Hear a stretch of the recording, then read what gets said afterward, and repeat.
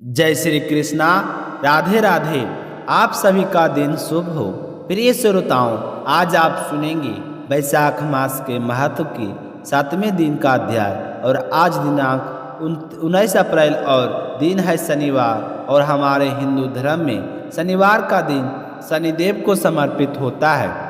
और शनिदेव की कथा सुनना अत्यंत प्रभावशाली और फलदायक माना जाता है, खास तौर पर उन लोगों के लिए जो जीवन में बहुत सारी संघर्ष, बाधाओं या कष्टों से गुजर रहे हो, जिनकी कुंडली में ग्रह अशुभ प्रभाव फैला रहे हो। तो आज आप सभी शनिदेव की कृपा प्राप्त करने के लिए वैशाख मास महात्म्य को अध्याय से पहले शनिदेव की कथा सुनेंगे। और सभी प्रेम से बोलिए शनिदेव की जय हो। पौराणिक कथा के अनुसार एक बार स्वर्गलोक में सबसे बड़ा कौन, इस प्रश्न पर सभी 9 ग्रहों के बाद विवाद हो गया। सभी ग्रह एक दूसरे से कहने लगे कि मैं सबसे बड़ा, और इस पर विवाद इतना बढ़ गया कि परस्पर भयंकर युद्ध की स्थिति जैसी बन गई। कोई हल ना निकलता देखकर सभी 9 ग्रहों को देवता देवराज इंद्र के पास जा पहुँचे और कहने लगे कि हे देवराज इंद्र, अब तो आपको ही निर्णय करना होगा कि हम में से सबसे बड़ा कौन है।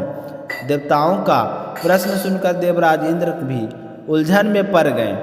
तब देवराज इंद्र कहने लगे कि 9 ग्रहों आपके प्रश्न ने तो मुझे भी उलझन में डाल दिया। अब इस प्रश्न का उत्तर देने में असमर्थ हूँ। हम सभी पृथ्वी लोक की उज्जैनी नगरी में राजा विक्रमादित्य के पास चलते हैं। इस प्रकार देवराज सहित सभी 9 ग्रहों के देवता उज्जैनी नगरी में जा पहुँचे। महल में पहुंचकर सब देवताओं ने उनसे अपना प्रश्न पूछा। तब राजा विक्रमादित्य भी कुछ देर के लिए परेशान उठे, क्योंकि सभी देवतागण अपनी अपनी शक्तियों के कारण महान थे। सभी 9 ग्रह में से किसी भी एक छोटा को छोटा या बड़ा कह देने से उनके क्रोध का शिकार होना पड़ सकता था। अचानक से राजा विक्रमादित्य को एक उपाय सूझा, क्योंकि राजा विक्रमादित्य को न्याय के लिए जाना जाता था। इसलिए उन्होंने न्याय करने के लिए विभिन्न धातुओं अर्थात स्वर्ण, रजत, कांसा, ताम्र, सीसा, रांगा, जस्ता, अभ्रक और लोहे के 9 आसन बनवाए। धातुओं के गुणों के अनुसार सभी आसनों को एक दूसरे के पीछे रखवाकर उन्होंने सभी देवतागणों को अपने अपने सिंहासन पर बैठने के लिए कहा। देवताओं के बैठने के बाद राजा विक्रमादित्य ने कहा, आपका निर्णय तो स्वयं हो गया। जो सबसे पहले सिंहासन पर विराजमान है वही सबसे बड़ा है। राजा विक्रमादित्य के निर्णय को सुनकर शनि देवता ने सबसे पीछे आसन पर बैठने के कारण अपने आप को छोटा जानकर क्रोधित होकर कहा कि हे राजा विक्रमादित्य, तुमने मुझे सबसे पीछे बैठाकर अपमान किया है। तुम मेरी शक्तियों से पराजित नहीं हो सकता है। मैं तुम्हारा सर्वनाश कर दूंगा। तब शनिदेव ने कहा, सूर्य एक राशि पर 1 महीने चंद्रमा, 2.25 महीने मंगल और 1 से 1.5 महीने बुध और शुक्र, 1 महीने बृहस्पति, 13 महीने रहते हैं। लेकिन मैं किसी राशि पर 7 वर्ष अर्थात 7.5 जिसे कहते हैं तक रहता हूँ। बड़े बड़े देवताओं को मैंने अपने प्रकोप से पीड़ित किया है। यहाँ तक कि श्री राम को भी अपने 7.5 के कारण ही वन में जाकर रहना पड़ा था। रावण के 7.5 के कारण ही युद्ध में मृत्यु को शिकार बनना पड़ा था। हे राजन, अब तुम भी मेरे प्रकोप से नहीं बच सकेगा। इसके बाद अन्य ग्रहों के देवता तो बड़ी प्रसन्नता के साथ वहाँ से चले गए, परंतु शनिदेव बड़े क्रोध के साथ वहाँ से विदा हुए। तो राजा विक्रमादित्य पहले की तरह न्याय करते रहे। उनके राज में सभी स्त्री पुरुष बड़े आनंद से अपना जीवन यापन कर रहे थे। इस प्रकार कुछ दिन ऐसे ही सुकून से बीत गए। लेकिन उधर शनि देवता अपनी आप तक अपने अपमान को नहीं भूल पाए थे। राजा विक्रमादित्य से बदला लेने के लिए एक दिन शनिदेव ने घोड़े के व्यापारी का रूप धारण किया और बहुत से घोड़ों के साथ उज्जैनी नगरी में जा पहुँचे। राजा विक्रमादित्य ने अपने राज में किसी घोड़े के व्यापारी के आने के कारण समाचार सुना, तो उन्होंने भी अपने अश्वपाल को कुछ घोड़े खरीदने के लिए भेज दिया, क्योंकि राजा को घोड़े पालने का भी शौक था। अब घोड़े तो बहुत कीमती थे। अश्वपाल ने जब तक वापस लौटकर इस बारे में राजा विक्रमादित्य को बताया तो राजा ने स्वयं आकर एक सुंदर और शक्तिशाली घोड़े को पसंद कर लिया। घोड़े की चाल देखने के लिए राजा उस घोड़े पर सवार हुए तो वह घोड़ा तो बिजली की गति से दौड़ पड़ा। तेजी से दौड़ता हुआ घोड़ा राजा को दूर एक जंगल में ले गया और फिर वहाँ पर राजा को गिराकर जंगल में कहीं गायब हो गया। अब राजा अपने नगर को लौटने के लिए जंगल में ही भटकने लगा, लेकिन उन्होंने लौटने का कोई रास्ता ही नहीं मिला। भटकते भटकते जंगल में इस प्रकार राजा को जोर से भूख प्यास लगने लगी। काफ़ी दूर तक भटकने के बाद आखिरकार राजा को एक चरवाहा मिला। राजा से उसने पानी मांगा। पानी पीकर राजा ने उसे चरवाहे को अपनी अंगूठी दे दी। फिर उससे रास्ता पूछकर वो जंगल से निकलकर पास के ही एक नगर में जा पहुंचा। अब राजा विक्रमादित्य ने एक सेठ की दुकान पर बैठकर कुछ देर तक तो आराम किया। उस सेठ से राजा ने बातचीत की। राजा के बारे में पूछा तो राजा ने बताया कि मैं उज्जैनी नगरी से आया हूँ। राजा के कुछ देर दुकान पर बैठने से अब सेठ जी को बहुत बिक्री हुई। सेठ जी ने राजा को बड़ा भाग्यवान समझा कि उन्हें इन्हीं के कारण आज मेरी दुकान में सबसे ज़्यादा बिक्री हुई है। तो उन्होंने खुश होकर राजा को अपने घर पर भोजन के लिए आमंत्रित कर दिया और अपने घर ले गए। सेठ के घर में सोने का एक हार खूंटी पर लटका हुआ था। राजा को उस कमरे में छोड़कर सेठ कुछ देर के लिए बाहर चला गया। तभी एक आश्चर्यजनक घटना घटी। राजा विक्रमादित्य के देखते ही देखते सोने के उस हार को खूंटी ने निगल लिया। वापस लौटकर सेठ ने देखा कि हार तो वहाँ पर नहीं था। हार को गायब देखा तो चोरी का संदेह राजा को पर ही किया, क्योंकि उस कमरे में केवल राजा ही अकेला बैठा था। तब सेठ ने अपने नौकरों से कहा कि इस परदेशी को रस्सियों से बांधकर नगर के राजा के पास ले चलो। इस तरह से राजा को रस्सियों से बांधकर नगर के राजा के पास ले जाया गया। राजा ने जब राजा विक्रमादित्य से हार के बारे में पूछा तो उन्होंने बताया कि उनके देखते ही देखते खूंटी ने तो हार निकल लिया। इस पर राजा ने क्रोधित होकर चोरी करने के अपराध में राजा विक्रमादित्य के हाथ पांव कटने का आदेश दे डाला। किसी ने भी राजा की बात पर विश्वास नहीं किया। इस तरह से राजा विक्रमादित्य के हाथ पांव काटकर उन्हें नगर की सड़क पर छोड़ दिया गया। कुछ दिनों बाद एक तेली उन्हें उठाकर अपने घर ले गया और अपने कोलू पर बैठा दिया। अब राजा आवाज़ देकर बैलों को हाँकता रहता। इस तरह तेली का बैल चलता रहा। अब राजा को भोजन भी मिलता रहा और शनि के प्रकोप से 7.5 पूरी होने पर वर्षा ऋतु प्रारंभ हो गई। अब एक दिन राजा विक्रमादित्य ने एक रात को मेघ मल्हार गा रहे थे कि तभी नगर के राजा की लड़की राजकुमारी मोहिनी रथ पर सवार होकर उस तेली के घर के पास से गुजरी। जब उसने मेघ मल्हार सुना तो उसे बड़ा अच्छा लगा। दासी को भेजकर गाने वाले को बुला लाने के लिए कहा। अब दासी ने लौटकर राजकुमारी के अपंग राजा के बारे में सब कुछ बता दिया। राजकुमारी उसे मेघ मल्हार से मोहित हो गई, अतः उसने सब कुछ जानकर भी अपंग राजा से विवाह करने का निश्चय कर लिया। राजा कुमारी ने अपने माता पिता से जब यह बात कही कि वह एक अपंग से विवाह करना चाहती है तो वे हैरान हो गए। रानी ने मोहिनी को समझाया, बेटी तेरे भाग्य में तो किसी राजा की रानी होना लिखा है, फिर तू उस अपंग से विवाह करके अपने पांव पर कुल्हाड़ी क्यों मार रही है। लेकिन राजकुमारी ने अपनी जिद नहीं छोड़ी। अपनी जिद पूरी कराने के लिए उसने भोजन करना छोड़ दिया और अपने प्राण त्याग देने का निश्चय कर लिया। आखिरकार राजा और रानी को विवश होकर अपंग विक्रमादित्य से अपनी राजकुमारी का विवाह करना ही पड़ा। विवाह के बाद राजा विक्रमादित्य और राजकुमारी उसी तेली के घर में रहने लगे।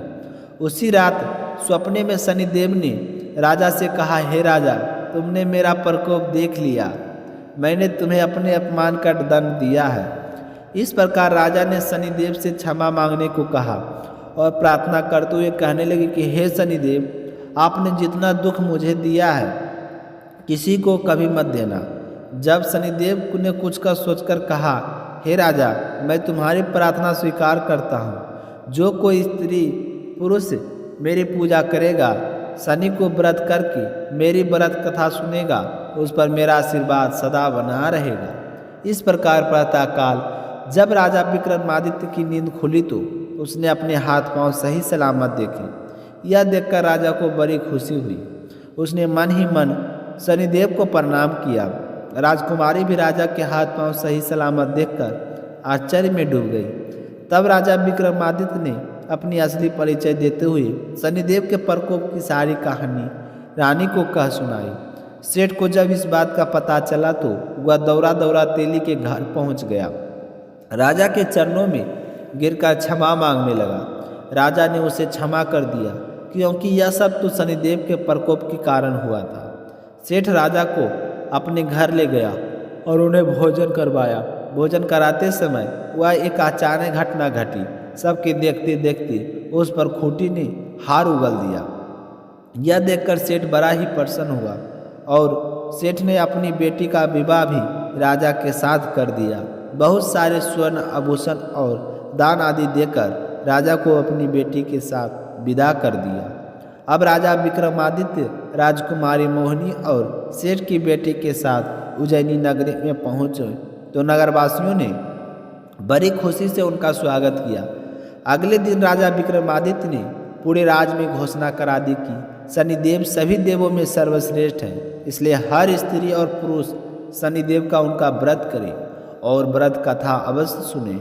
राजा विक्रमादित्य की घोषणा से शनिदेव बड़े ही प्रसन्न हुए। शनिदेव का व्रत करने और व्रत कथा सुनने के कारण सभी लोगों की मनोकामनाएं शनिदेव जी की कृपा से पूरी होने लगी। सभी लोग बड़े आनंद पूर्वक रहने लगे। बोलिए शनि देवता की जय हो, बोलिए गणेश जी भगवान की जय हो। अब अपने सुनते हैं गंगा और जमुना की कथा, जिसे सुनने से पुण्य फलों की प्राप्ति होती है और जाने अनजाने में हुए पापों से हमें मुक्ति मिल जाती है। प्राचीन समय की बात है।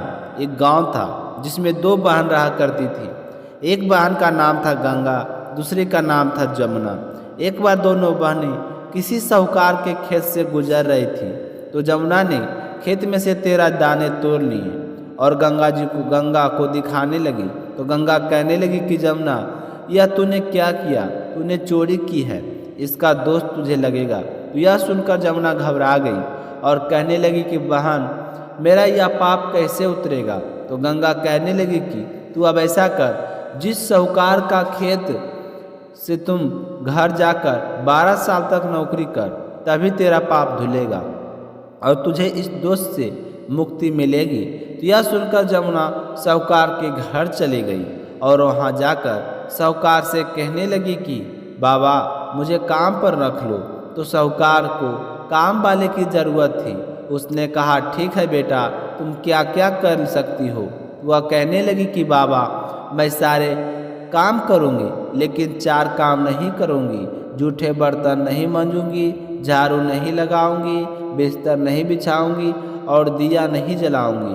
तो साहूकार ने उनकी चारों शर्त मानकर उसे काम पर रख लिया और साहूकारनी से मिलवाया। तो उससे मिलकर साहूकारनी भी बड़े खुश हुई। फिर जमुना उनके काम करती रही। साहूकार और साहूकारनी माँ बाप की तरह उसे स्नेह देती रही। जिन 4 कामों को बोला था वह काम उससे कभी नहीं करवाए। ऐसा करते करते समय बीतता गया। 12 साल बीत गए। 12 साल के बाद कुंभ का मेला लगा। तो साहूकारनी से कहने लगा कि चलो, कितने साल बाद मेला लगा है, अपने स्नान करके आते हैं। तो उन्होंने जमुना से पूछा तो उसने कहा कि नहीं, मैं तो नहाने के लिए नहीं जाऊंगी। आप ऐसा करना कि कुंभ के मेले में मेरी बहन गंगा मिलेगी तो यह सोने का टक्का दे देना और कहना कि इस टक्के से वह अपने हाथों में सुंदर चूड़ियाँ पहन ले। तो वे दोनों टक्के को लेकर चल पड़े और कुंभ के मेले में पहुंच गए। वहां पर स्नान करने के बाद जब वह गंगा से मिले तो उसे सोने का टक्का दिया और कहा कि यह तुम्हारी बहन ने भेजा है। उसने कहा था कि अपने हाथों के लिए सुंदर चूड़ियाँ खरीद लो यह देखकर गंगा बहुत ही खुश हुई और कहने लगी कि तुम मेरी बहन से कहना कि उसके 12 वर्ष पूरे हो गए हैं, अब यह वापस आ जाए। तो साहूकार और साहूकारनी को उसकी बात समझ में नहीं आई। वह घर आ गई। जमुना उस समय मटके में पानी भर रही थी, तो उन्हें देखते ही कहने लगी कि बहन, मेरी बहन गंगा आपको मिली क्या? तो साहूकारनी कहने लगी कि हाँ बेटा, तुम्हारी बहन मिली थी। वह टका तो हमने दे दिया, पर उसने तो कहा कि मेरी बहन को बोल देना 12 वर्ष पूरे हो गए, इसलिए तुम वापस आ जाओ। क्या बात है? तो बस इतना समाचार सुनते ही जमुना तो सहस्त्र धारा में बदल गई और कहने लगी कि जमुना जी का यह रूप देखकर साहूकार और साहूकारनी हैरान हो गए कि हमारे घर में जमुना माता ने 12 साल काम किया तो हमें अब दोष लग गया है, हम तो पाप के भागी बन गए हैं, तो हमारा यह पाप कैसे दूर होगा? तो जमुना बहकर गंगा में चली गई। तो गंगा ने जमुना से कहा कि तुम साहूकार और साहूकारनी को कुछ कहकर आई हो या ऐसे ही आ गई हो? तो जमुना कहने लगी कि मैं तो कुछ भी बताकर नहीं आई, तुम्हारा समाचार पाते ही मैं तो बिना बताए आ गई हूँ। तो गंगा ने कहा तुम वापस जाओ, उन्हें दिलासा देकर, नहीं तो उन्हें जीवन भर असंतुष्ट रहेगा।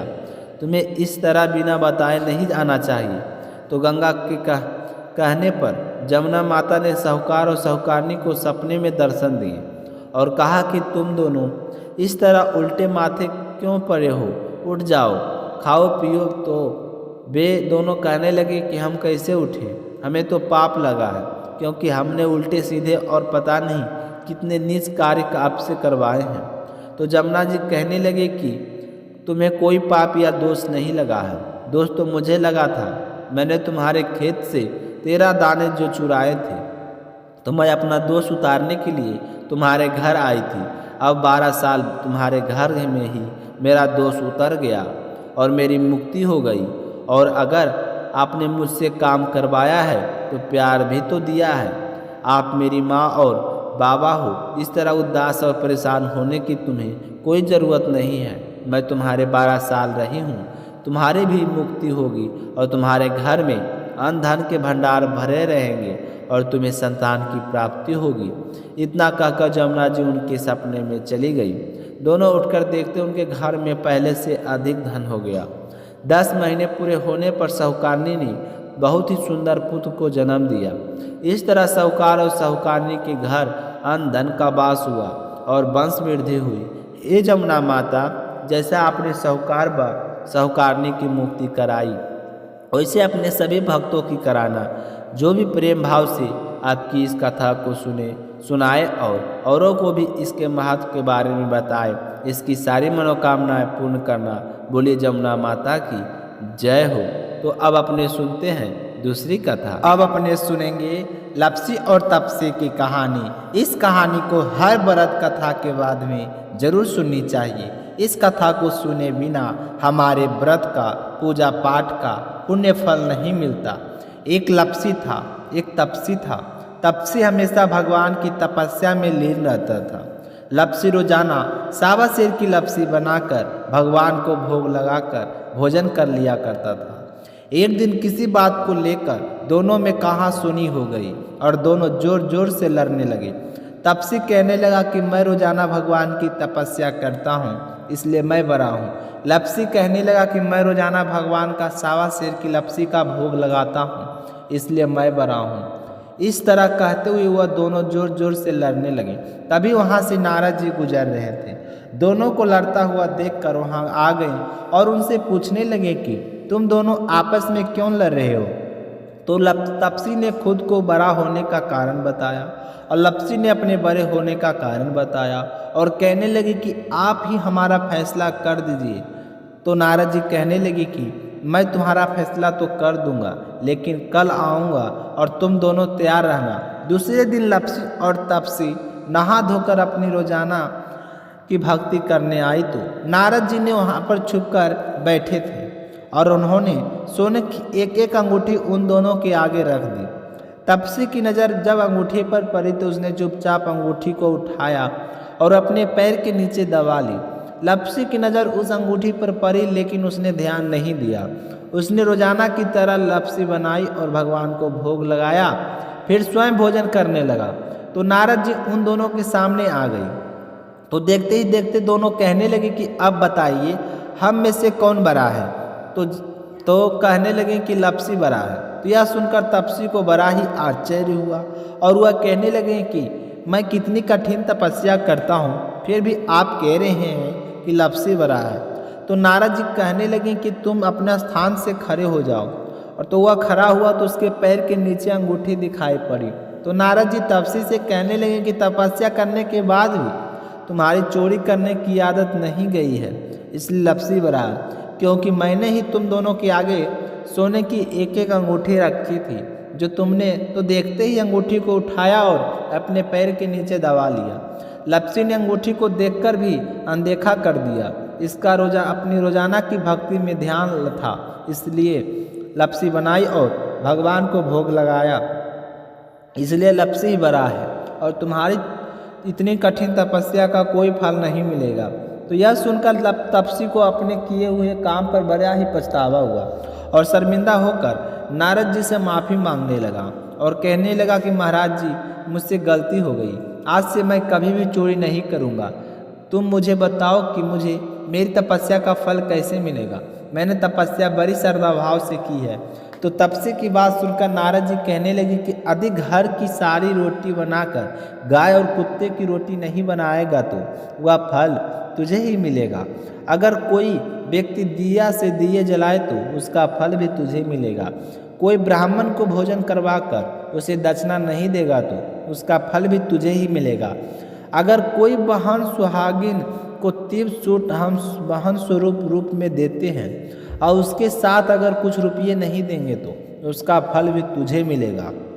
और व्रत कथा में अगर कोई सारी कहानी सुन ले लेकिन तुम्हारी कहानी ना सुने तो उस व्रत का फल भी तुझे ही मिलेगा। तो यह सुनकर तपसी बहुत ही खुश हुआ। उसके बाद कभी भी चोरी ना करने का प्रण कर लिया। कहा जाता है कि उसी दिन से हर कथा, सर्ग और कहानी के बाद में लपसी तपसी की कहानी कही और सुनी जाती है। कहानी समाप्त होते ही बोलना चाहिए कि लपसी का फल लपसी को मिले, तपसी का फल तपसी को मिले।